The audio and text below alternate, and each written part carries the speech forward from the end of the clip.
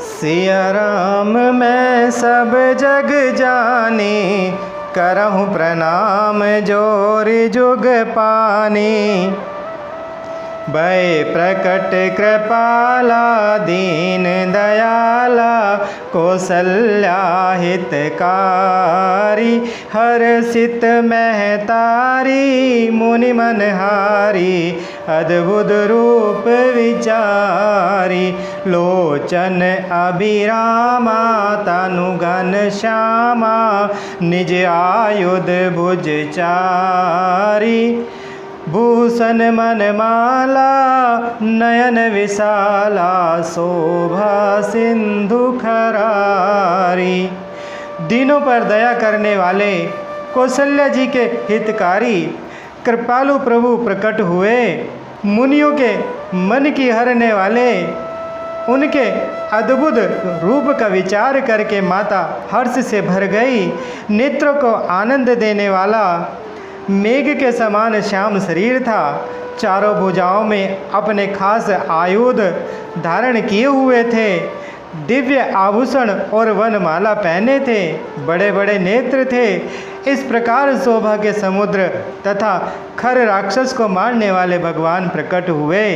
कह दुई कर जोरी, स्तुति तोरी के ही विधि करो अनंता। माया गुण ज्ञानातीत अमाना, वेद पुराण भनंता। करुणा सुख सागर, सब गुण आगर। जेहि गावहि श्रुति संता, सो मम हित लागी। जन अनुरागी, भयं प्रगट श्रीकंता। दोनों हाथ जोड़कर माता कहने लगी, हे अनंत, मैं किस प्रकार तुम्हारी स्तुति करूं। वेद और पुराण तुमको माया गुण और ज्ञान से परे और प्रमाण रहित बतलाते हैं। श्रुतियाँ और संतजन दया और सुख का समुद्र, सब गुणों का धाम कहकर जिनका गान करते हैं, वही भक्तों पर प्रेम करने वाले लक्ष्मीपति भगवान मेरे कल्याण के लिए प्रकट हुए हैं। ब्रह्मांड निकाया निर्मित माया, रोम रोम प्रतिवेद कहे। मम और सोबासी यह उपहासी, सुनत धीर मति थिर न रहे।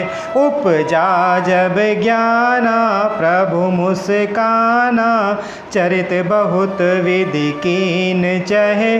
कही कथा सुहाई मातु बुझाई, जेहि प्रकार सुत प्रेम लहे। वेद कहते हैं कि तुम्हारे प्रत्येक रोम में माया के रचे हुए अनेकों ब्रह्मांडों के समूह भरे हैं। वे अर्थात तुम मेरे गर्भ में रहे। इस हंसी की बात के सुनने पर धीर विवेकी पुरुषों की बुद्धि भी स्थिर नहीं रहती, विचलित हो जाती है।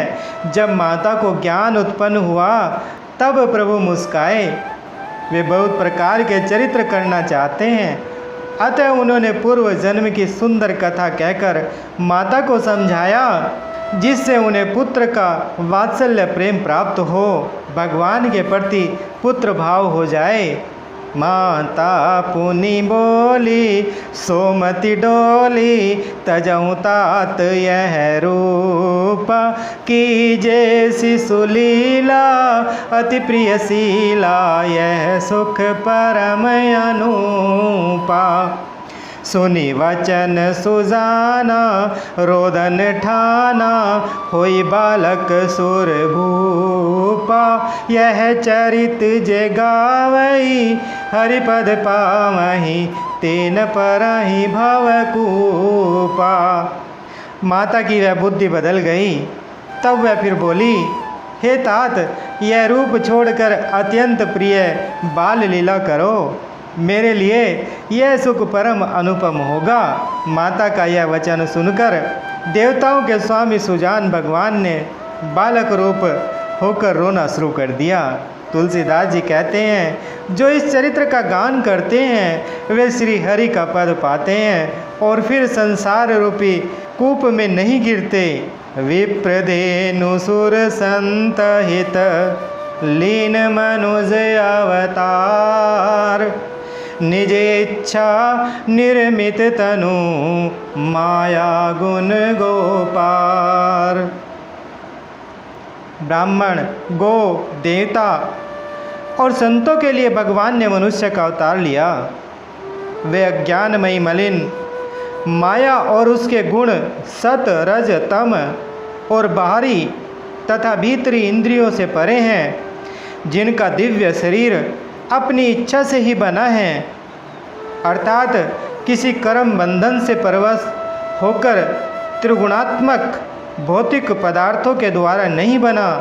सुनि शिशुरदन परम प्रिय बानी, संभ्रम चली आई सब रानी। हर्षित जह तह धाई दासी, आनंद मगन सकल पुरबासी।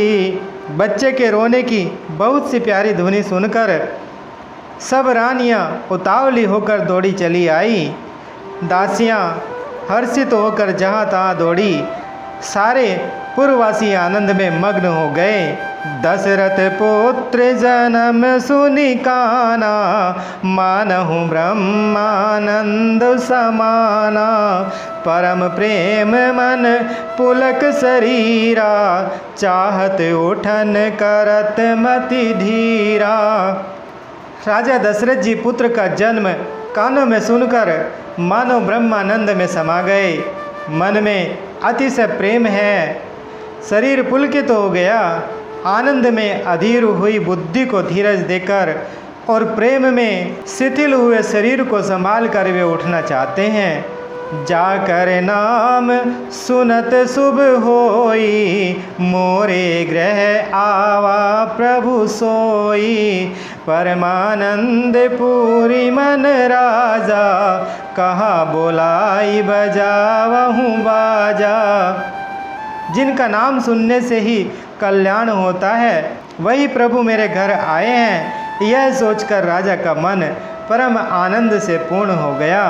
उन्होंने बाजे वालों को बुलाकर कहा कि बाजा बजाओ। गुरु वशिष्ठ कह गयाऊँ हकारा, आए द्विजन सहित नृप द्वारा। अनुपम बालक देखिन जाई, रूप राशि गुण कही न सिराई। गुरु वशिष्ठ जी के पास बुलावा गया।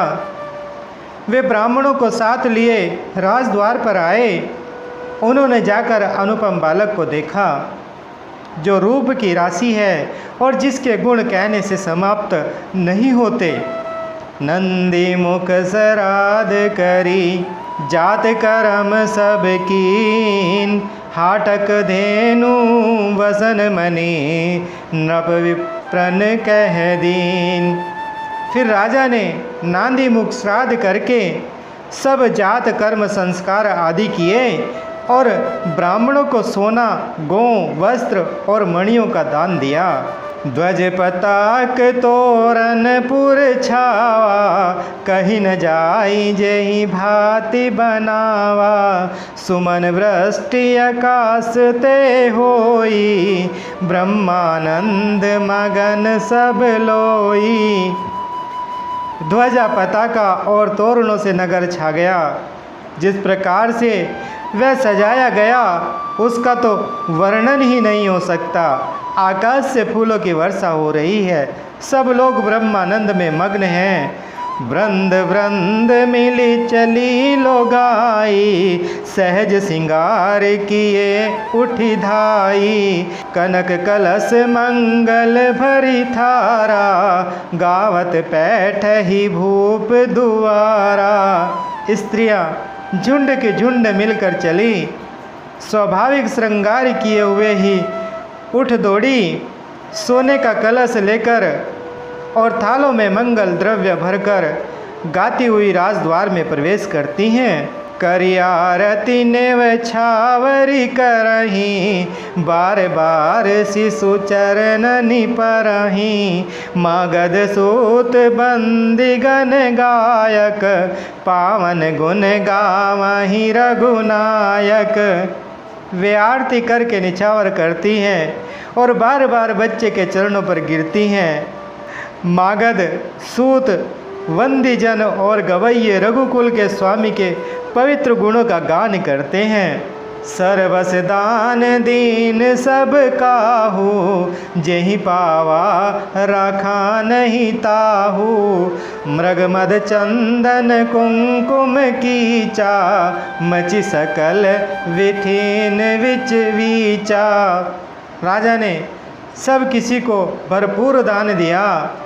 जिसने पाया उसने भी नहीं रखा, लुटा दिया। नगर की सभी गलियों के बीच बीच में कस्तूरी, चंदन और केसर की कीच मच गई। ग्रह ग्रह बाजे बधाव शुभ, प्रगटे सुषमा कंद। हरसवंत सब जहत हैं, नगर नारी नरवंद। घर घर मंगल में बधावा बजने लगा, क्योंकि शोभा के मूल भगवान प्रकट हुए हैं। नगर के स्त्री पुरुषों के झुंड जहाँ तहाँ आनंद मग्न हो रहे हैं। मंगल भवन अमंगल हारी, द्रवहु सुदशरथ अजर बिहारी। बोलिए श्री रामचंद्र भगवान की, बोलिए माता सीता जी की, बोले श्री बजरंग बली भगवान की।